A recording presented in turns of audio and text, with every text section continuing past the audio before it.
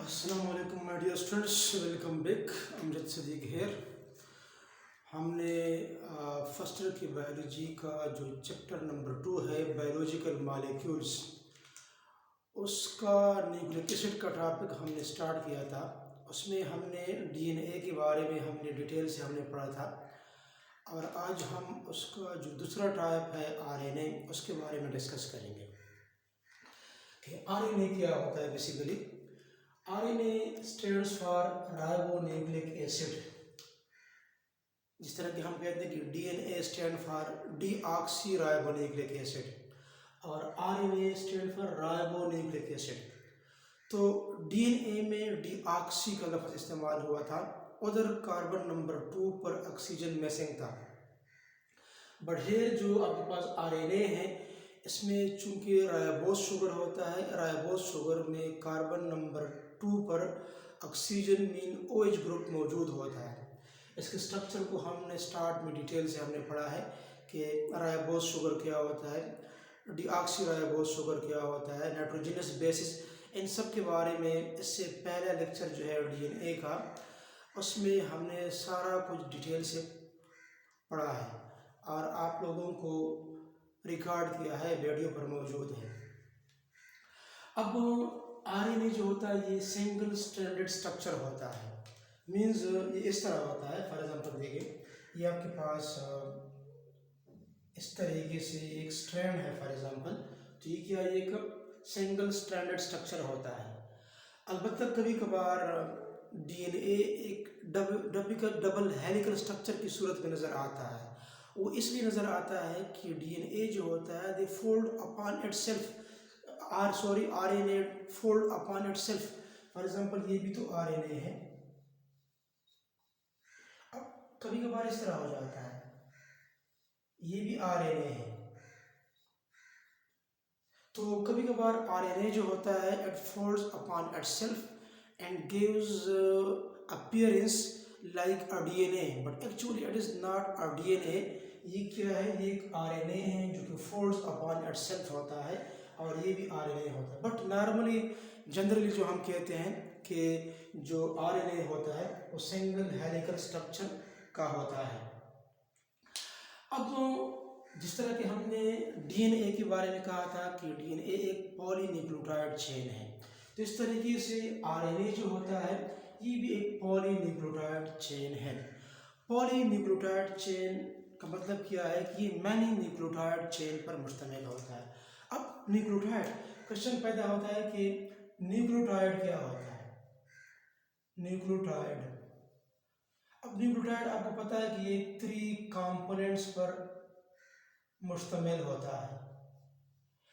इसी न्यूक्लियोटाइड के बारे में भी हमने जो न्यूक्लिक एसिड का टॉपिक है उसके स्टार्ट में हमने डिटेल से पढ़ा है।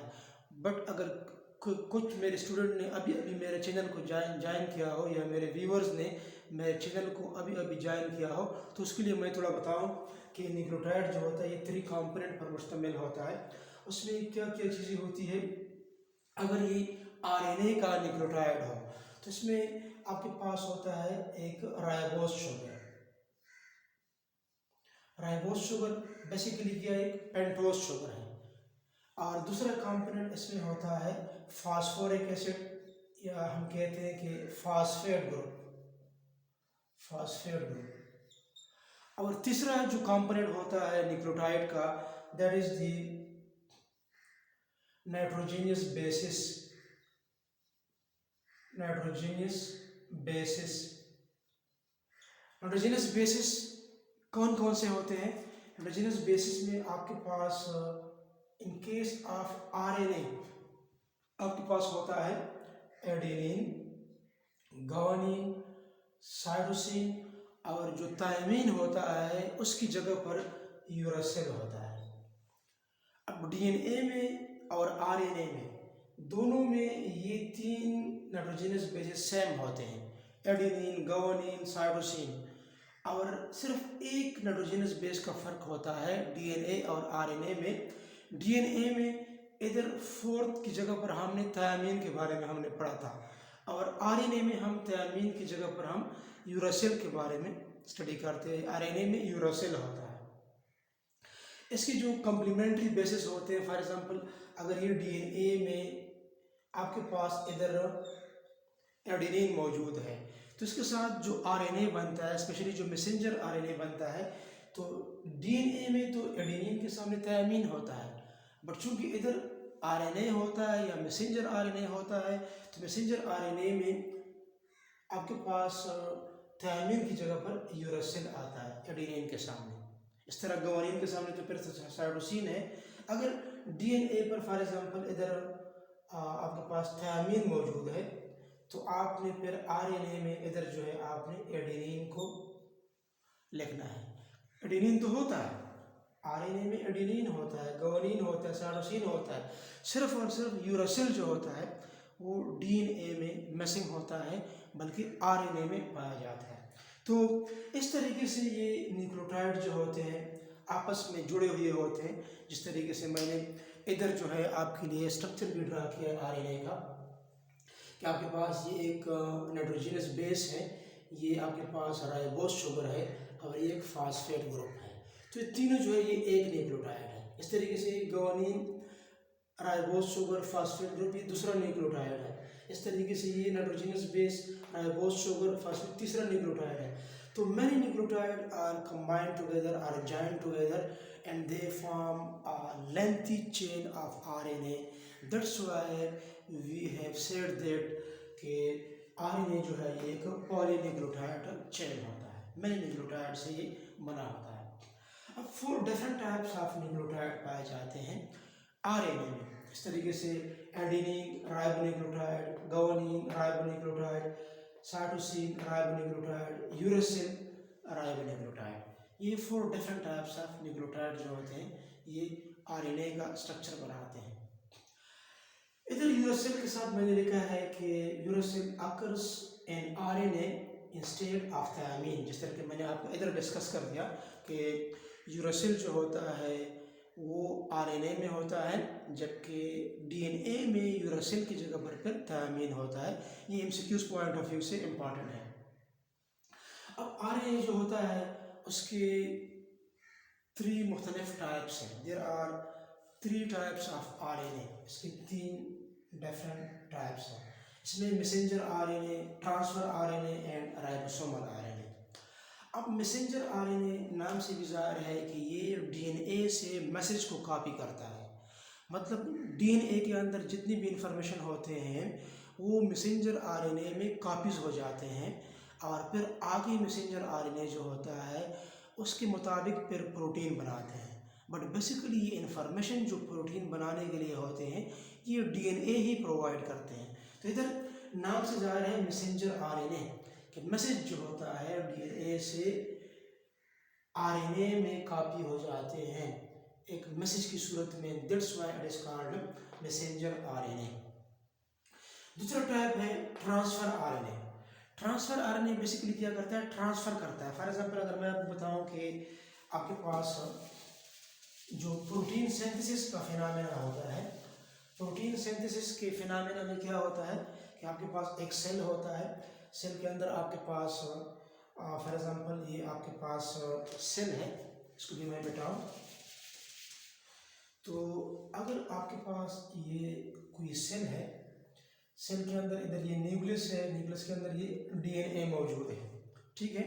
तो डीएनए से मैसेंजर आरएनए बन जाता है। मैसेंजर आरएनए जो होता है ये इसी न्यूक्लियर पोर्स की मदद से क्या हो जाता है, ये इधर साइटोप्लाज्म में राइबोसोम के साइट पर अपने आप को अरेंज कर जाते हैं। फॉर एग्जांपल देखिए ये आपके पास राइबोसोम्स हैं, ये स्मॉलर सब यूनिट है, ये लार्जर सब यूनिट है, ये स्मॉलर सब यूनिट है और ये लार्जर सब यूनिट, स्मॉलर सब यूनिट एंड लार्जर सब यूनिट, ये राइबोसोम्स है। स्पेशली जो मैसेंजर आरएनए होता है ये राइबोसोम का जो स्मॉलर यूनिट होता है इसके साथ ही अटैच हुआ होता है। ये भी एमसीक्यूज पॉइंट ऑफ व्यू से इम्पॉर्टेंट है। अब इस डीएनए से ये मैसेंजर आरएनए बन गया। ये बेसिकली क्या है, ये आपके पास डीएनए है। अगर आप मेरे लेक्चर जो है उसमें जो चैप्टर नंबर 1 है उसमें आप राइबोसोम पर जाए तो राइबोसोम में भी मैंने ये डिटेल एक्सप्लेन किया है। बाकी जो इसका फुल डिटेल है वो हम इंशाल्लाह सेकंड ईयर की बायोलॉजी में हम इंशाल्लाह डिस्कस करेंगे। अब डीएनए से मैसेंजर आरएनए बन जाता है। अब मैसेंजर आरएनए जो होता है इस पर क्या होते हैं, इस पर इस तरीके से ट्रिपलेट ऑफ नाइट्रोजनस बेसेस होते हैं। ये जो मैसेंजर आरएनए पर ट्रिपलेट ऑफ नाइट्रोजनस बेसेस होते हैं, these are basically called codons. These are called codons. और इस तरीके से मैसेंजर आरएनए तो डीएनए से बन गया है और इसने डीएनए के इंफॉर्मेशन को, मैसेज को इधर कॉपी किया है, इसी वजह से मैसेंजर आरएनए कहते हैं। और जो ट्रांसफ़र आरएनए है ये कुछ ये इधर पाया जाता है। फॉर एग्जाम्पल ये आपके पास ट्रांसफ़र आरएनए है जो क्लोर शेप होता है, इस पर भी आपके पास देखें इस तरीके से ट्रिपलेट ऑफ नाइट्रोजनस बेसिस होते हैं। ये ट्रिपलेट ऑफ नाइट्रोजनस बेसिस जो कि ट्रांसफ़र आरएनए पर पाए जाते हैं, that is called anticodon. That is called anticodon. और जो डीएनए पर जो ट्रिपलेट ऑफ नाइट्रोजनस बेसिस होते हैं उसको हम जेनेटिक कोड कहते हैं, असेंबली उसको हम कोड कहते हैं। कोड, कोडॉन, एंटीकोडॉन, इन तीनों में फ़र्क क्या है? जेनेटिक कोड या कोड क्या होता है जो डीएनए पर पाया जाता है। कोडॉन क्या होता है? ट्रिपलेट ऑफ नाइट्रोजनस बेसिस जो मैसेंजर आरएनए पर पाए जाते हैं। एंटीकोडॉन क्या होता है? जो ट्रांसफ़र आरएनए पर पाए जाते हैं। तो ये तीनों में फ़र्क है, जेनेटिक कोड, कोडॉन और एंटीकोडॉन में डिफरेंस है। अब इसी ट्रांसफ़र आरएनए का काम क्या होता है? नाम से गुजार है कि ये स्पेसिफिक अमीनो एसिड, इस तरह साइटोप्लाज्म में जो अमीनो एसिड होते हैं उसको क्या करते हैं, इसको पिक करते हैं और इसको इसी कोड के मुताबिक इस तरीके से एडजस्ट करते हैं। ये एक अमीनो एसिड है। फॉर एग्जांपल इसको छोड़कर फिर दूसरा अमीनो एसिड इसी कोड के मुताबिक, ये दूसरा कोड है, कोडॉन है, इसमें दूसरा अमीनो एसिड आ जाता है। फिर इसी कोड के मुताबिक फिर तीसरा अमीनो एसिड जो होता है अरेंज हो जाता है। फिर इसी कोड के मुताबिक फिर चौथा अमीनो एसिड जो होता है अरेंज हो जाता है। तो जितने नंबर में अमीनो एसिड रिक्वायर्ड होते हैं किसी भी प्रोटीन के लिए, वो सारे अमीनो एसिड इधर आ जाते हैं और वो भी एक प्रॉपर सीक्वेंस है। फॉर एग्जांपल पहले ग्लाइसिन है, फिर ट्रिप्टोफान है, फिर आइसोल्यूसिन है, तो एक प्रॉपर सीक्वेंस से आते हैं। अगर थोड़ा सा भी सीक्वेंस डिस्टर्ब हो जाए तो फिर क्या होता है, वो स्ट्रक्चर, वो प्रोटीन अपना काम नहीं कर सकता। जिस तरह के हमने सिकल सेल एनीमिया में हमने क्या किया था, उधर जो हमने प्रोटीन के टॉपिक में हमने डिस्कस किया था कि सिकल सेल एनीमिया जो होता है वो एक ही अमीनो एसिड के सीक्वेंस के डिस्टर्बेंस के नतीजे में प्रोड्यूस हो जाता है। तो ये ट्रांसफ़र आरएनए का काम होता है। अब ये ट्रांसफरिंग करता है अमीनो एसिड को राइबोसोम के साइट पर for the process of protein synthesis. और थर्ड जो आपके पास है राइबोसोमल आरएनए। अब राइबोसोमल आरएनए, हमने राइबोसोम के स्ट्रक्चर के बारे में, राइबोसोम का टॉपिक जब हम पढ़ रहे थे चैप्टर नंबर 1 का, उधर हमने पढ़ा था कि राइबोसोम का जो केमिकल कंपोजिशन है वो किस चीज़ से बना होता है। राइबोसोम के बारे में हमने कहा था कि राइबोसोम बेसिकली जो होता है ये राइबोसोमल आरएनए प्लस प्रोटीन से बना होता है। इसका मतलब ये कि ये राइबोसोमल आरएनए जो होता है ये प्रोटीन के साथ मिलकर राइबोसोम के बॉडी को बनाता है, राइबोसोम के स्ट्रक्चर को बनाता है और प्रोटीन सिंथेसिस में क्या करता है, हेल्प करता है। तो ये तीनों टाइप्स ऑफ जो आरएनए हैं they have a role in the protein synthesis. ये प्रोटीन, अब देखिए आपके पास ये सारे अमीनो एसिड इधर अरेंज हो गए। अब ये पेप्टाइड बॉन्ड की मदद से आपस में इस तरीके से जुड़ जाते हैं। तो इस तरीके से क्या हो जाता है, इस तरीके से आपके पास एक प्रोटीन जो होता है आपके पास बन जाता है। ये आपके पास एक प्रोटीन बन गया। कोई भी प्रोटीन जो डीएनए की इंस्ट्रक्शन के मुताबिक बनता है, इसी प्रोसेस को हम कहते हैं प्रोटीन सिंथेसिस। इसका प्रोटीन सिंथेसिस। और आरएनए जो होता है बेसिकली हम कह सकते हैं it is carrier of genetic information. It is carrier of genetic information. ये जेनेटिक इंफॉर्मेशन को कैरी करते हैं। किस तरह कैरी करते हैं अभी हम डिस्कस करते हैं कि इसी प्रोटीन सिंथेसिस के टॉपिक में। ये बेसिकली आपके पास एक टॉपिक है प्रोटीन सिंथेसिस जो मैंने पहले ही बता दिया कि सेकंड ईयर में ये इसको हम इंशाल्लाह काफ़ी डिटेल से हम पढ़ेंगे। इधर आपको सैंपल बताते हैं कि किस तरीके से प्रोटीन बनाते हैं। अब प्रोटीन सिंथेसिस दो स्टेप्स पर मुश्तमिल होता है, एक होता है ट्रांसक्रिप्शन और दूसरा होता है translation. This is the transcription. Transcription पहला स्टेप है प्रोटीन सिंथेसिस का। इसमें डीएनए से मैसेंजर आरएनए बनता है। From DNA messenger RNA is form. This process is called transcription. अगर कहीं मैसेंजर आरएनए से डीएनए बन रहा हो रिवर्स मैनर में, तो फिर हम कहते हैं कि रिवर्स ट्रांसक्रिप्शन। डीएनए से मैसेंजर आरएनए बन रहा है, ट्रांसक्रिप्शन। मैसेंजर आरएनए से वापस डीएनए बन रहा है, तो फिर रिवर्स ट्रांसक्रिप्शन। और हम इस तरह भी कह सकते हैं कि डीएनए से जब मैसेंजर आरएनए बनता है ट्रांसक्रिप्शन के नतीजे में, इसमें जो एंजाइम इन्वॉल्व होता है that is the transcriptase enzyme, transcriptase enzyme. और अगर कहीं रिवर्स ट्रांसक्रिप्शन के नतीजे में मैसेंजर आरएनए से डीएनए बन रहा हो, तो जिस तरह की एचआईवी में होता है, हम आगे डिस्कस करेंगे कि उसमें जो एंजाइम इन्वॉल्व होता है that is the reverse transcriptase enzyme. Reverse transcriptase enzyme उधर इन्वॉल्व होता है। अब दूसरा स्टेप जो प्रोटीन सिंथेसिस का है वो क्या है, ट्रांसलेशन है। मीन मैसेंजर आरएनए से जो प्रोटीन बनते हैं, अब इधर ये प्रोटीन बन रहे हैं, ये प्रोटीन जो मैंने आपको इधर बता दिया, ये बेसिकली कौन सा प्रोसेस है, ये ट्रांसलेशन है। ये इसी प्रोसेस को मैंने इसलिए एक टर्म लिखा है कि central dogma. This protein synthesis process is also called central dogma, भी इसको कहा जाता है। तो यही वही चीज़ है। इधर देखिए डीएनए से मैसेंजर आरएनए, ये डीएनए है, इससे मैसेंजर आरएनए बन गया। मैसेंजर आरएनए ने फिर किया अपने कोडान के मुताबिक प्रोटीन बने, या अमीनो एसिड आपस में अरेंज है, इसने ये प्रोटीन बना लिया, तो इस तरह प्रोटीन बन जाता है। This process is called protein synthesis. अब ये मैंने केमिकल स्ट्रक्चर ऑफ आरएनए का एक स्ट्रक्चर भी इधर ड्रा किया है कि ये आरएनए का स्ट्रक्चर है। आरएनए का स्ट्रक्चर इससे पहले भी हमने पढ़ा था सिंपल तरीके से, कि जो मैंने आपको बताया था कि फॉर एग्जांपल देखें, ये आपके पास सिंगल स्ट्रैंडेड आरएनए होता है। अब ये आरएनए का मॉलिक्यूल जो होता है इसमें इस तरीके से नाइट्रोजनस बेसिस इस पर मौजूद होते हैं। फॉर एग्जांपल देखिए ये शुगर और फास्फेट ग्रुप का, ये बेसिकली क्या है, शुगर और फास्फेट ग्रुप इसमें इस स्ट्रैंड में पाए जाते हैं। Sugar and phosphate means you can say phosphate sugar, phosphate sugar, इसका बैकबोन है। और इससे प्रोजेक्टेड आउट होते हैं nitrogenous bases, adenine for example, guanine, cytosine और थायमिन की जगह पर यूरासिल होता है।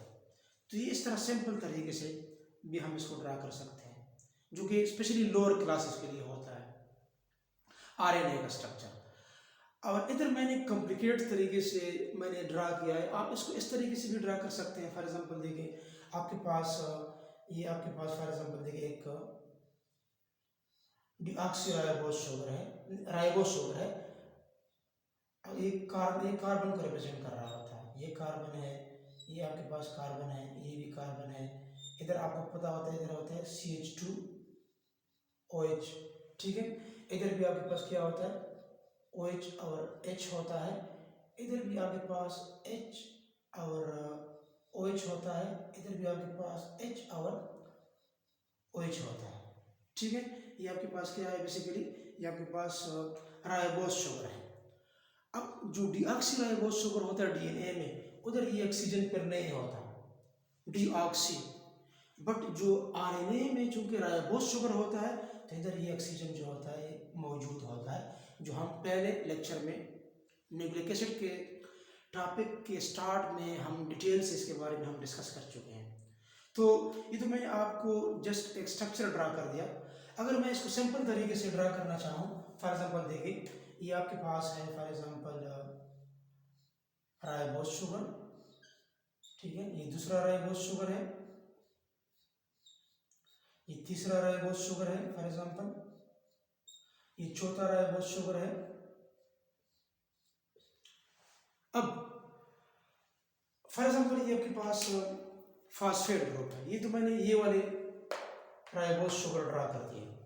सिंपल तरीके से अगर हम ड्रा करना चाहें तो ये फास्फेट ग्रुप है। अगर हम नंबरिंग कर ले 1 2 3 4 और 5 कार्बन शुगर होता है। ये भी आपके पास फास्फेट ग्रुप है, ये भी फास्फेट ग्रुप है, ये भी फास्फेट ग्रुप है और ये भी फास्फेट ग्रुप है।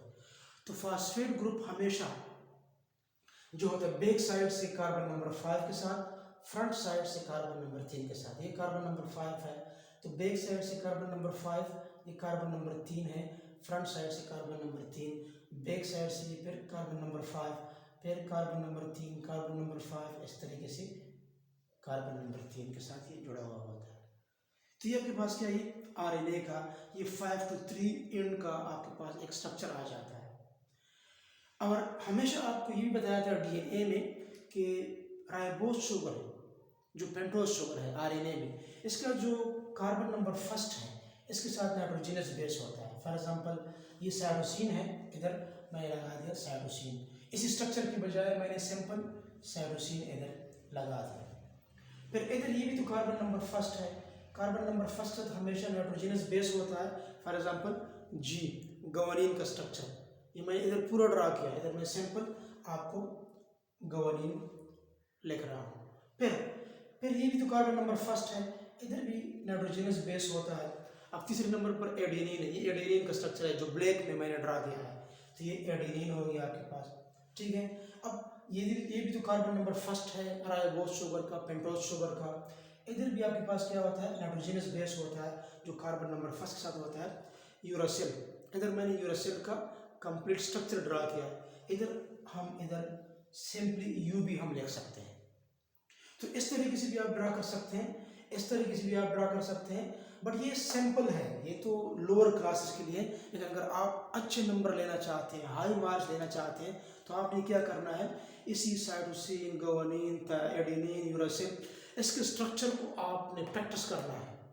जब आप इसको बार बार प्रैक्टिस करेंगे तो ये स्ट्रक्चर आपको याद हो जाएंगे, तो आप इस तरीके से आप इसको ड्रा कर सकते हैं स्ट्रक्चर को। तो ये भी आपके पास केमिकल स्ट्रक्चर आरएनए है इसकी तरह, बट इसमें क्या है, इसमें ये आपके पास राइबोज शुगर है, ठीक है, क्योंकि पेंटोज शुगर। इसमें भी अगर आप देखें नंबरिंग कर ले, ये कार्बन नंबर फर्स्ट है, carbon number 2, carbon number 3, carbon number 4 and 5, इस तरीके से। इधर भी first, second, third, fourth and fifth, इधर भी first, second, third, fourth and fifth, इधर भी first, second, third, fourth carbon and 5 carbon, इस तरीके से। तो ये आपके पास क्या है, ये वाला ये राइबोज शुगर है। अब ये फास्फेट ग्रुप है, बैक साइड से कार्बन नंबर 5 के साथ, फ्रंट साइड से ये फास्फेट ग्रुप कार्बन नंबर 3 के साथ। तो ये जो इधर ये फास्फेट ग्रुप इसी राइबोज शुगर के साथ बॉन्डेड होते हैं। ये भी मैंने डीएनए के स्ट्रक्चर में आप लोगों को बताया था कि कैसे ये बॉन्डेड हुए होते हैं। अगर मैं आपको बताऊं, फॉर एग्जांपल देखें, ये आपके पास, इसको मैं रिमूव कर लूँ, आप इसका स्क्रीनशॉट भी ले सकते हैं, आप इस वीडियो को आप पॉज भी कर सकते हैं, बाद में भी आप इसको देख सकते हैं। मैं सिर्फ आपको ये बता रहा हूँ दोबारा कि कैसे ये फास्फेट ग्रुप जो होता है इसी के साथ अटैच हुआ होता है। तो इसके लिए मैंने आप लोगों को पहले ही बताया था। फॉर एग्जाम्पल देखिए, आपके पास एक राइबोज शुगर है, ठीक है, इधर CH2OH होता है, ठीक है, इधर भी तो आपको पता है, इधर आपके पास OH होता है, ठीक है। ये दूसरा फॉर एग्जाम्पल आपके पास राइबोज शुगर है, ये कार्बन नंबर 5 है, इधर CH2OH को हम इस तरीके से भी लिख सकते हैं। इधर भी आपके पास OH होता है, इधर H होता है, ठीक है।